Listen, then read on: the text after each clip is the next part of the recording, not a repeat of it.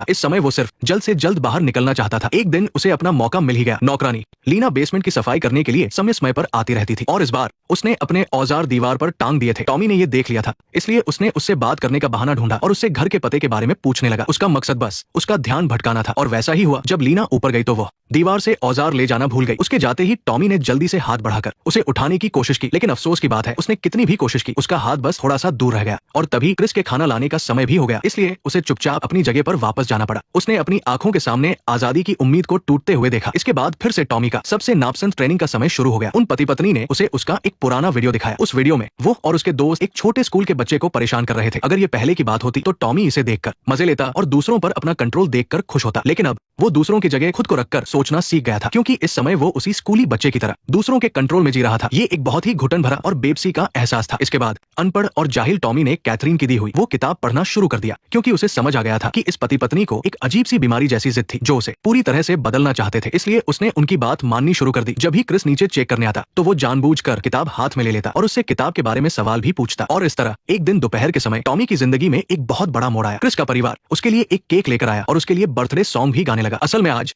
Tommy का जन्मदिन था। इसे सेलिब्रेट करने के लिए उन्होंने टॉमी को एक सरप्राइज भी दिया। थोड़ी देर बाद जब टॉमी की आंख खुली तो वो एक घास के मैदान में था। उसके चेहरे पर ठंडी हवा लग रही थी जिसमें मिट्टी की खुशबू थी। यहाँ की हवा बेसमेंट से एकदम अलग थी। इसे सांस के साथ अंदर लेते ही एक अजीब सी खुशी मिल रही थी। थोड़ी ही दूर पर क्रिस का परिवार पिकनिक मना रहा था। अब बस टॉमी की कमी थी। हालांकि उसके गले में अभी भी पट्टा बंधा हुआ था, लेकिन इस समय वह जंजीरों के साथ इस जिंदगी में पूरी तरह से ढल चुका था। ये साफ था कि टॉमी के दिल में अभी भी आजादी की चाहत थी, लेकिन उसका दिमाग अब धीरे धीरे काबू में आ गया था। ये टॉमी का सबसे खुशी का दिन था। उसने कैथरीन से खूब बातें की और जॉनसन के साथ गेम भी खेला। आखिर में जब वापस जाने का समय आया तो वो अपनी जगह पर काफी देर तक सुन्न खड़ा रहा। पता नहीं उस पल वो क्या सोच रहा था। क्या वो भागना चाहता था या उसे वापस जाने का मन नहीं था? लेकिन आखिर में उसे फिर से बेहोश कर दिया गया। जब उसे दोबारा होश आया तो उसने देखा कि वह बेसमेंट में नहीं बल्कि ऊपर के एक कमरे में बंद था और इस कमरे को देखकर ऐसा लग रहा था जैसे कोई और भी यहाँ रहता हो। टेबल पर सब अब से टॉमी पूरी तरह से बेसमेंट की जिंदगी से आजाद हो गया था। क्रिस ने एक खास तरह का ट्रैक बनाया था जिससे वो पूरे घर में आराम से घूम सके, लेकिन बाहर की तरफ जाने वाले हर कदम पर एक ताला लगा था जिसे सिर्फ क्रिस ही खोल सकता था।